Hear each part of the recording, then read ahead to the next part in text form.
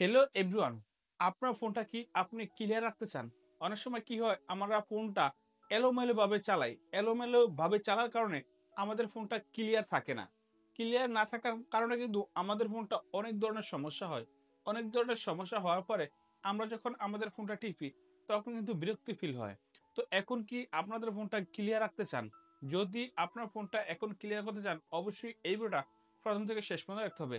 Let's start কিভাবে আমরা আমাদের ফোনটা ক্লিয়ার করি অবশ্যই আপনি স্ক্রিনটা ফলো করুন।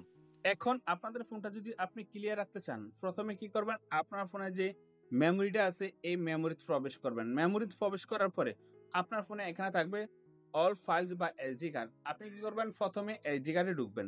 এই যে এখানে দেখেন এসডি কার্ড, এই এসডি কার্ডে ঢুকলাম।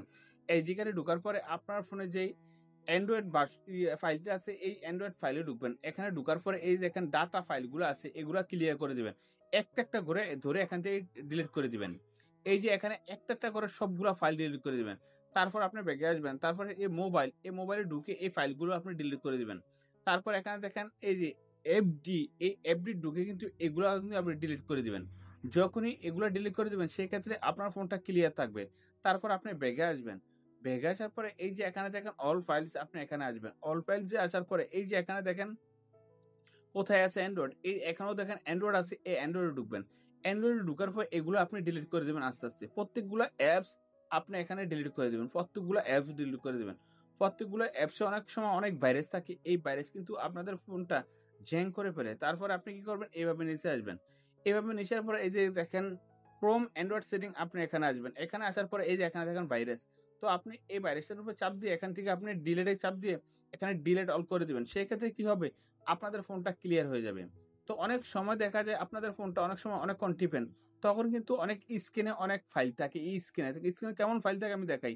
এই যে আপনি এখানে চাপ দিবেন, এই যে দেখেন স্ক্রিনে ফাইল, এই যে ফাইল। আপনি সারাদিন যা করছেন আর তা করছেন সবকিছু এই স্ক্রিনে শো করবে। এই স্ক্রিনে শো করার পরে আপনি যদি এখান থেকে এভাবে কেটে দেন, সেক্ষেত্রে কি হয় আপনাদের ফোনটা ক্লিয়ার থাকে। ক্লিয়ার থাকার পরে আপনি যখনই আপনার ফোনটা এভাবে টিপবেন তখন কিন্তু টিপে অনেক মজা পাবেন। তো দেখেন তো আমরা কিভাবে আমাদের ফোনের স্ক্রিনটা ক্লিয়ার করলাম। আপনিও কিন্তু এভাবে আপনার ফোনের স্ক্রিনটা ক্লিয়ার রাখতে পারেন খুব সহজে।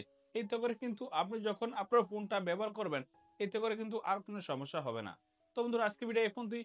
দেখা হবে নেক্সট ভিডিওতে।